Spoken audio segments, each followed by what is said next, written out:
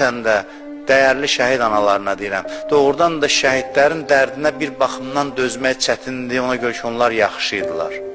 Çox yaxşı idilər.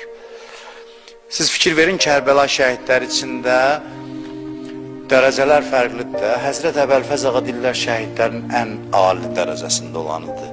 Və baxırsan, Həzrət Əbəlfəz ağa ən çox sevilənlərdəndir, ən çox sevilən.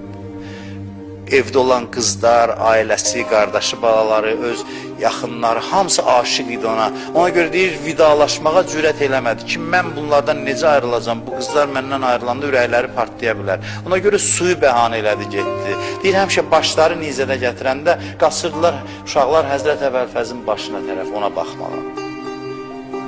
İndi mən baxıram, bizim şəhidlərin də valideynlər deyir, axı, çox çətindir. Bəli, çətinliyi hansı cəhətdəndir? Yaxşı övlad olublar.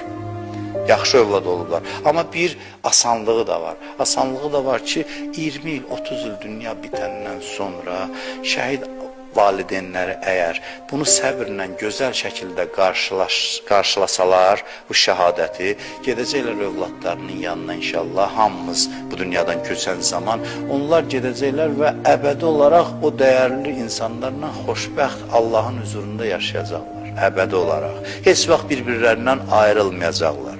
Heç vaxt. Və ən gözəl həyatı Allah onlara müjdə verib. Onlara və onların yaxınlarına, ailələrinə.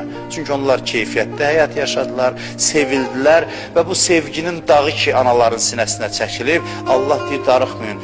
Nəfəs canına bitənə qədər, can bədəndən çıxana qədərdir. Elə ki, çıxdı, bir-birinizə qovuşacaqsınız və mənim yanımda ən xoşbəxt həyat əbədi olaraq yaşayacaqsınız. Bax, bu şəhid ailəsinin təsəllisi deməzdim, müjdəsidir.